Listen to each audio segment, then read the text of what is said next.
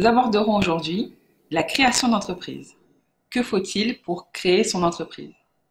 Dans un premier temps, il faut une idée, évidemment. Puis, élaborer un business plan. Dans ce business plan, nous aborderons donc la rentabilité de l'affaire, bien sûr, mais également expliquer l'idée. Dans ce prévisionnel, donc le business plan, nous devons retrouver l'activité comptable sur 3 ans. Présenter donc l'activité sur 3 ans, ce qui est un élément essentiel en cas de demande de financement auprès des établissements bancaires. Il faut également étudier le marché, savoir si le service que je propose est recherché, est-ce que les clients seront susceptibles d'acheter ce service, et à ce moment-là, je peux m'engager réellement dans la concrétisation de mon projet. Ensuite, je choisis donc le nom de mon entreprise. Puis, aller rédiger les statuts ou faire rédiger ces statuts.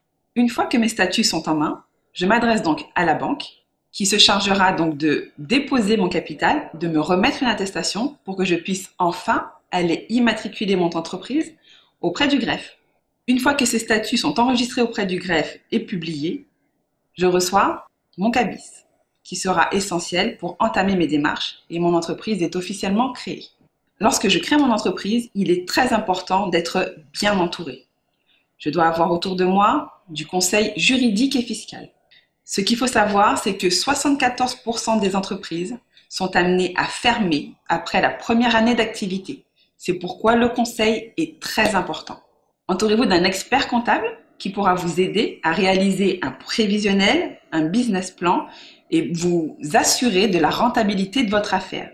Il pourra également vous aider dans la création d'entreprise, c'est-à-dire enregistrer vos statuts, créer vos statuts pour l'obtention de votre cabis.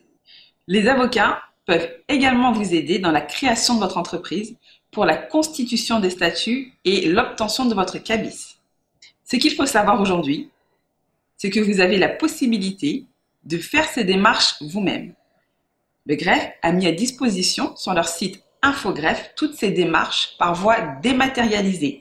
Vous pouvez donc y déposer vos statuts, demander donc la publication de ces statuts et ainsi obtenir sous un délai assez court votre cabis.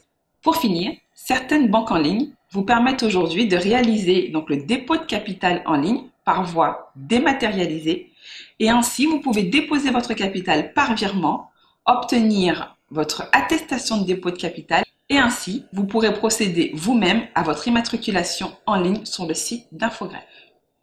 On se donne rendez-vous prochainement pour d'autres astuces et conseils.